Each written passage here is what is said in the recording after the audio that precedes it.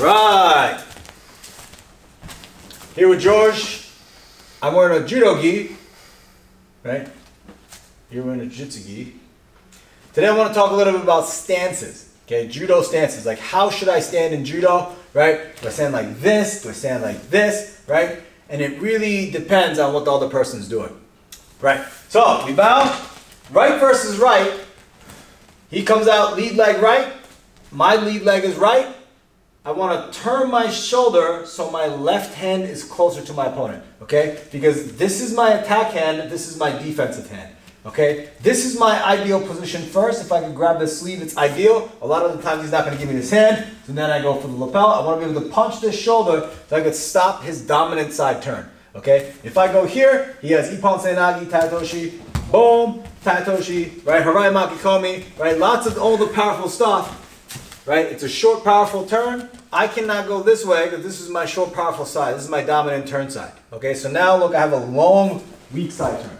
Okay, not so ideal. So I want to put my left hand on first, which means I want to keep my left hand closer to his sleeve and his lapel. Okay, because those are my two goals. Right? If I could circle this way, that's sort of ideal. Right? Maybe he circles with me. That's just sort of normal how everything goes. Right? But if I have my right hand out first, notice he has easy access to the sleeve, and now I'm not capable of putting this hand on. Now he throws his hand on, right? That's done, okay? Common mistake that I see all the time with the beginners is when they come out here, they have their hands down, right? If my hands are down, if I want to look for his lapel, it's a much longer distance to his lapel. It's easy to grab, it's easy to parry, right? Because his hand is already higher than my hand, okay? Parry this hand. Easy to parry that hand, okay? So I want to bring my hands up, okay? I want to bring my hands up, close my elbows, rotate my shoulders, so now this hand is close, okay? Also, let's spin it. Standing right leg, turning shoulder, this is my defensive side, okay? So this is my stance for right side versus right side, okay? In judo, right? Very important. George switches his stance, right versus left now. He's lefty.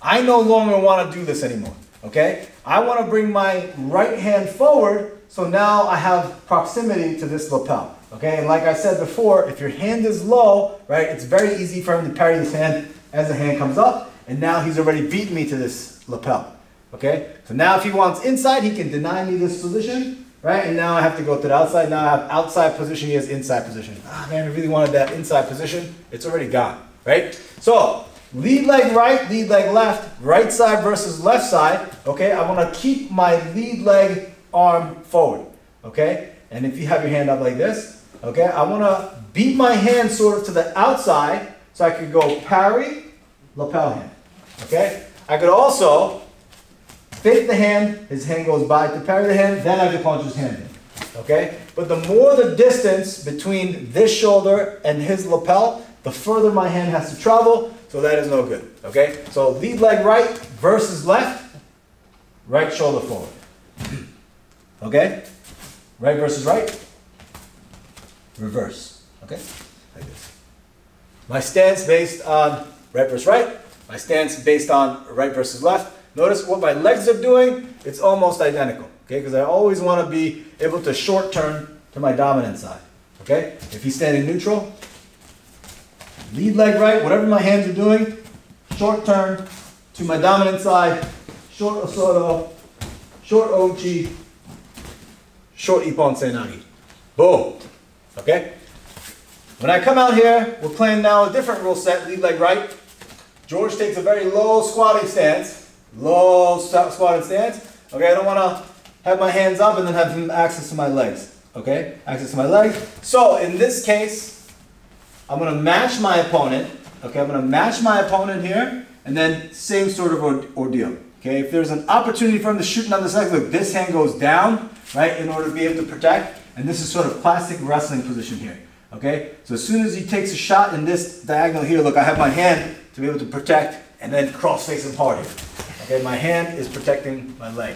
Okay, so right versus right, stand up judo, hands high, shooting on the legs, protecting the lead leg.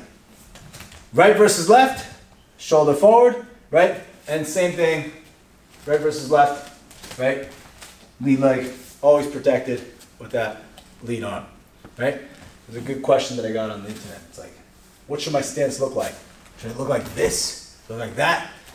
But it really depends on what the other person is doing, right? Generally, I like to match height, right? Because in order to shoot on the legs, right, you have to clear the head and arm, right? I don't want to be completely upright here and then George has access to my legs. Okay, that's never a good look, right? So if he comes out squatting down, then I want to come down here as well. But if he comes up upright and he's ready to do upper body judo, right versus right, there it is. This is my stance, okay? Short distance to the hand and the lapel, long distance for his hand to my lapel, okay, because we're in the same position. Switching position, he comes out left leg forward. Okay, I know what this is. This looks like lefty position. Okay, so now my right hand's forward, easy parry, lapel hand. He comes lapel, parry here, lapel hand. He wants inside. I say no, he goes outside. Great. Post, shoulder turn, boom! Right? So what should your stance look like one-on-one? Close, thank you.